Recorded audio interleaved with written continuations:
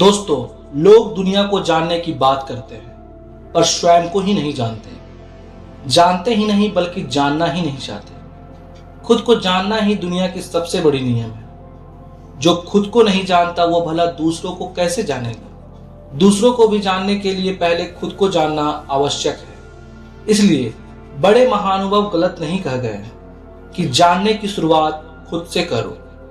दोस्तों, एक महात्मा का द्वार किसी ने खटखटाया। महात्मा ने पूछा, कौन? उत्तर देने वाले ने अपना नाम बताया। महात्मा ने फिर पूछा कि क्यों आए हो? उत्तर मिला, खुद को जानने आया हूं। महात्मा ने कहा, तुम ज्ञानी हो, तुम्हें ज्ञान की आवश्यकता नहीं। दोस्तों, ऐसा कई लोगों के साथ हुआ। लोगों के मन में महात्मा के प्रति नाराजगी छाने लगी। एक बार एक व्यक्ति ने महात्मा का द्वार खटखटाया। महात्मा ने पूछा, कौन? उत्तर मिला, यही तो जानने आया हूं कि मैं कौन हूं। महात्मा ने कहा, चले जाओ, तुम ही वह अज्ञानी हो जिसे ज्ञान की आवश्यकता है, बाकी तो सब ज्ञानी थे। दोस्तों, इस तरह से शुरू होती है जीवन की यात्रा। अपने आप को जानना बहुत आवश्यक है। जो खुद को नहीं जानता वह किसी को भी जानने का दावा नहीं कर सकता। लोग झगड़ते और कहते हैं, तू मुझे नहीं जानता कि मैं क्या क्या कर सकता हूं। इसके जवाब में सामने वाला भी यही कहता है।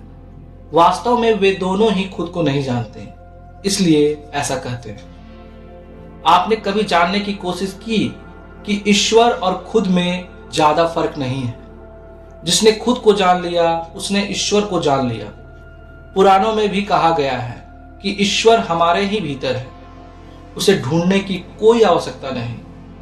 दोस्तों, पर सवाल यह उठता है कि अपने आप को जाना कैसे जाए। सवाल कठिन है पर उतना कठिन नहीं जितना हम सोचते हैं। जिंदगी में कई पल ऐसे आए होंगे जब हमने अपने आप को मुसीबतों से घिरा पाया होगा। इन क्षणों में समाधान तो क्या, दूर दूर तक शांति भी दिखाई नहीं देती। यही क्षण होता है खुद को पहचानने का। इंसान के लिए हर पल परीक्षा की घड़ी होती है। परेशानियां मनुष्य के भीतर की शक्तियों को पहचानने के लिए ही आती है। मुसीबतों के उन पलों को याद करें तो आप पाएंगे कि आपने किस तरह उसका सामना किया था। एक एक पल भारी पड़ा था लेकिन आप उससे उबर गए।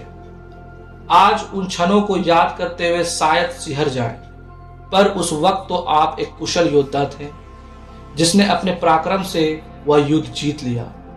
दोस्तों, वास्तव में मुसीबतें एक शेर की तरह होती है जिसकी पूंछ में समाधान लटका होता है।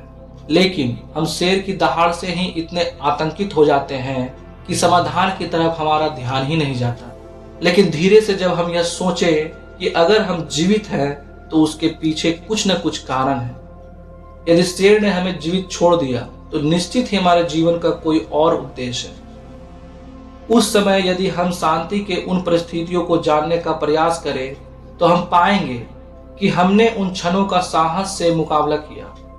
यहीं से हमें प्राप्त होता है आत्मबल और शुरू होता है खुद को जानने का सिलसिला।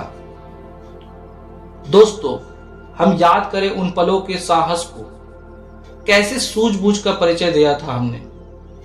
आज भी यदि मुसीबतें सामने आई हैं तो यह जान लीजिए कि वह हमें किसी परीक्षा के लिए तैयार करने के लिए आई हैं। हमें उस परीक्षा में शामिल होना ही है, यानी खुद की शक्ति को पहचान कर हमें आगे बढ़ना है। जीवन इसी तरह आगे बढ़ता है। यह बात हमेशा याद रखें कि जिसने परीक्षा में अधिक अंक लाए हैं उन्हें और परीक्षाओं के लिए तैयार रहना है।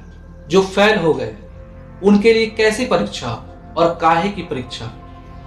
दोस्तों, याद रखिए, मेहनत का अंत केवल सफलता नहीं है बल्कि सफलता के बाद एक और कड़ी मेहनत के लिए तैयार होना है। दोस्तों, इस वीडियो को बनाने का बस एक ही उद्देश्य है कि अपने जीवन की विफलताओं से परेशान ना हो, बल्कि उसका मंथन करें कि आपके साथ जो हुआ आखिर क्यों हुआ।